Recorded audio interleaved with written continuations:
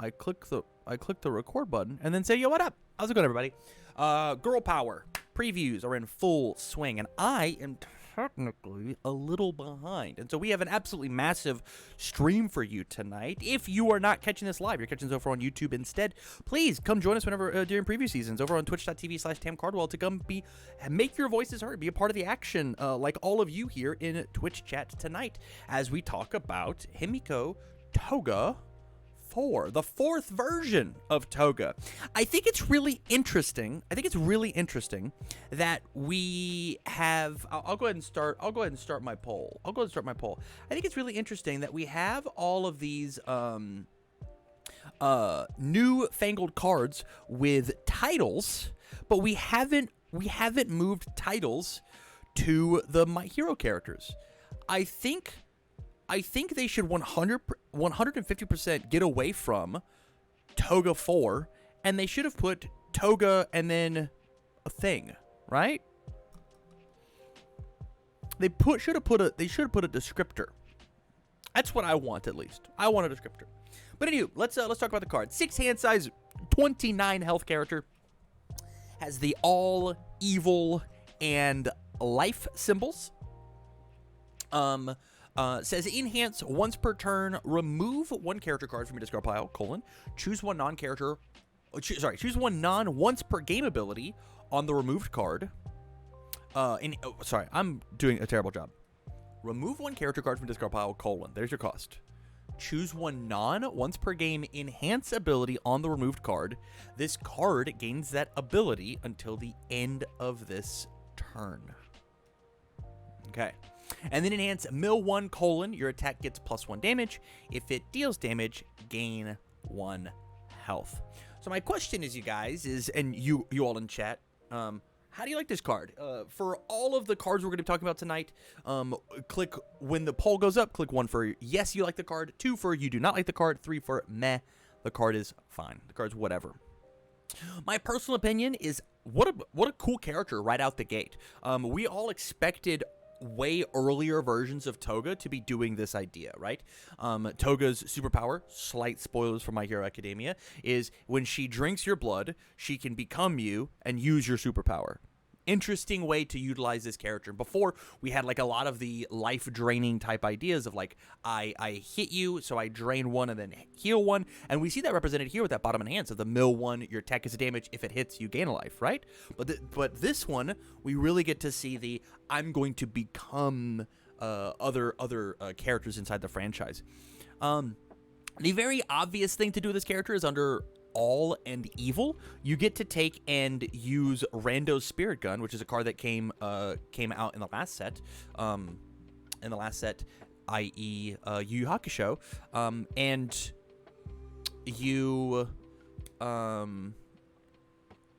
you get to repeat your once per turn, right? And so you not only get to repeat the once per turn on Toga to remove a character, but if you put a once per turn enhance on Toga, you also get to do that once per turn again as well. And so there's a lot of speculation of like using removing multiple Togas to get multiple once per turns to like use these really powerful like Moneta 2D builds, right? Hey guys, if somehow I get all 3 of my Togas in my discard pile and 4 copies of Moneta 2, I could remove all of the Togas, remove all the Moneta 2s, and I get to do all of them twice. So I get to debuild you 8 foundations or whatever, which is like super magical Christmas land. But a scary thought nonetheless, especially with the amount of milling that can happen inside of our game. My personal opinion is I think this character is good, and I'm excited to look at the rest of her kit. And it looks like you guys agree. So let's talk about this card. This is Armed Struggle. It is a 4/3/2 high block, 5 high for 3. It is a 5 high for 4 inside of Toga because of the extra mill. I gotta get my phone out of my pocket. I'm losing my mind. It says, ally weapon as its keywords. If this card is added to your momentum, add it face up, period. Enhance while it's in your momentum, flip it over. This attack gets 2 speed, change its zone to high. Really cool. Kind of neat that you see Ochako on the card, and this is Ochako 2 and Ochako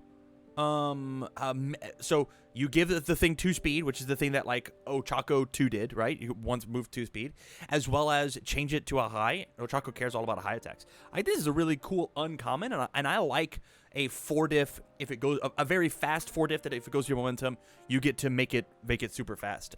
I think this card is very, very cool. I don't know if it's going to see a ton of play, but it's easily like like a 2 of in decks if you really wanted to. It's fine. This card is neat. I think it being a 5 high for 3 is a big deal.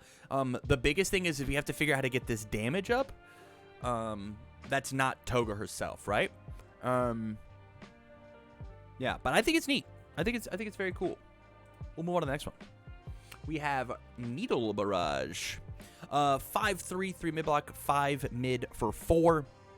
It has Echo, which is huge, ranged and weapon. It says enhance mill 3. This deck gets 1 damage for each character milled this way. And then enhance, if this attack deals damage, unflip 1 momentum. So the fact that we have a ranged weapon Echo card on these symbols is a huge deal. This is a 5 mid for 5 in Toga that heals you an extra life and gets bonus damage for the characters milled. This is a really cool way under like the life symbol to use what's his name? Kurama's support in order to get the most out of your cards. I think that this is a cool ultra rare. I think it might only be really playable inside of Toga though, just because of that top enhance, right? You can also kick this card out with Storm of Arrows. That's true. You can't kick this card out with Storm of Arrows if you don't have the stuff to echo with. Yeah, I think not a lot of characters are gonna have character cards. This is really interesting inside of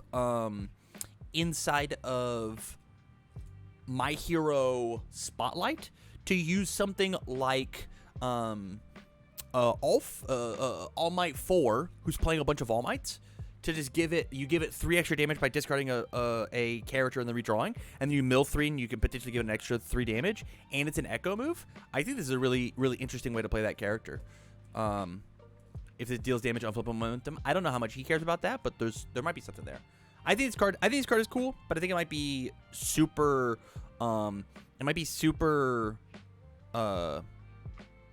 locked into what Toga 4 is doing. Up next, we have Spring the Trap! 4/3, 4 mid for 4. The 1 mid block has just the ranged keyword. If it's at your momentum, add it face up. Enhance momentum, flip, choose 1 card in your card pool. It does not count as progressive difficulty this turn. That's an incredible ability. And then if you have a character card removed from the game, draw 1 card. This card is great. Spring the Trap is very, very good, especially if you can figure out how to accidentally put it into your momentum. It's very basic. It's a 4 mid for 4, but it's not meant to be the powerhouse. It's meant to help your later cards flow. This is such a sick flow card of just momentum, flip, choose a card in your card pool, doesn't count as aggressive. This isn't playable on just your attacks, right? This could also work on defense, right? Like let's pretend that you're playing like a life defense deck, right?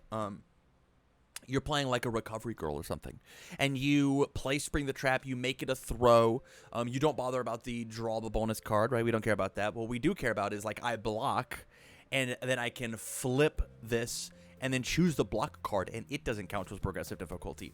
And so this card helps you be both aggressive and defensive. It's neat.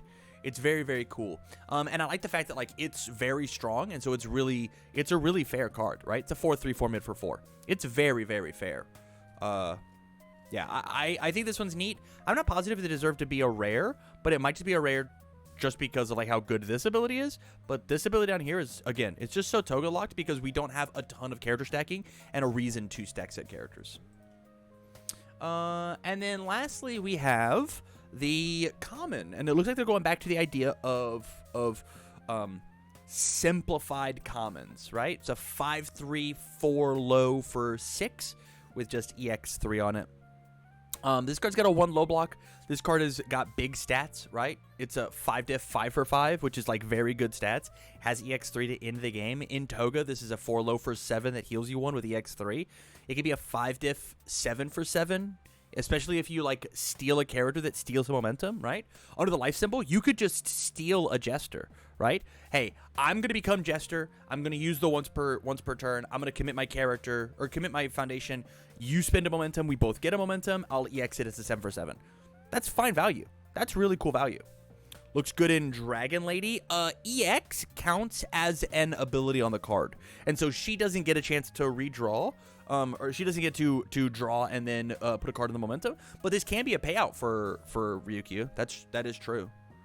I like this card a lot. All you have to have is some way to do this. The other big thing is it's another ranged weapon for Storm of Arrows, right? I play Toga's Knife Toss. They don't want to block it because they know the storm is coming, and you do it again. Stats don't matter when we just play better cards. I understand where you're coming from, but we have seen this past format that stats are king.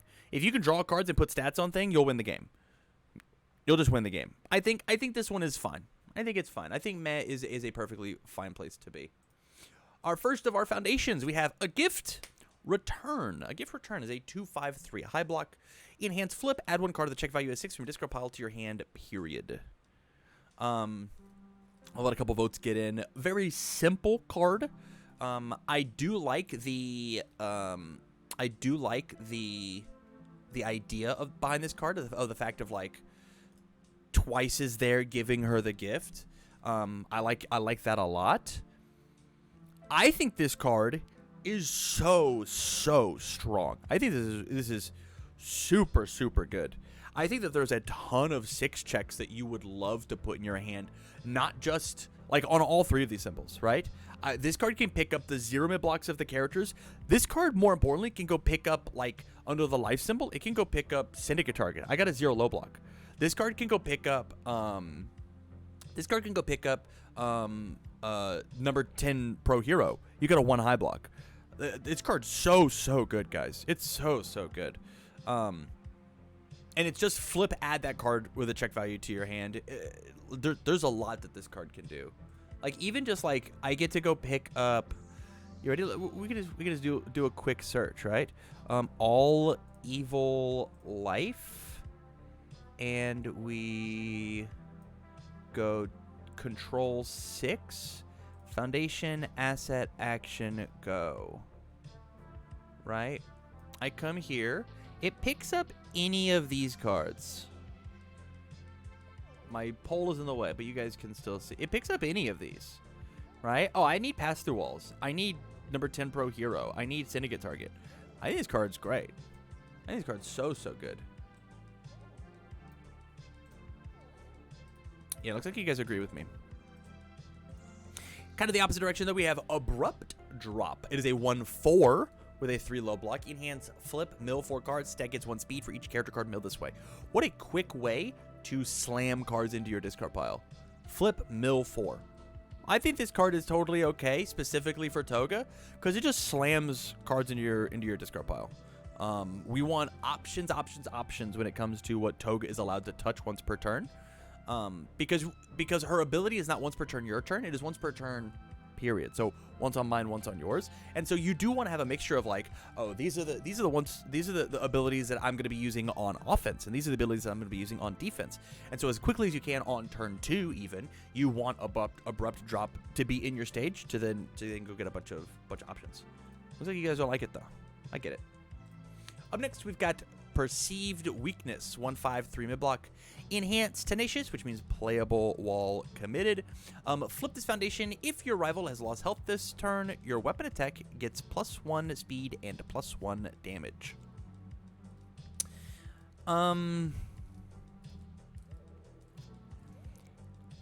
So this card says something about the state and the idea of design. This card is inherently a weak card, but this card is a 1-diff, right? This card is a 1-diff. I wish it's genuinely the only thing I wish that would change about this card is that its block was better, right? Should have had a Deadlock Enhance? Sure, it could have had a Deadlock Enhance. This card is inherently a weak card, but this card is basically Red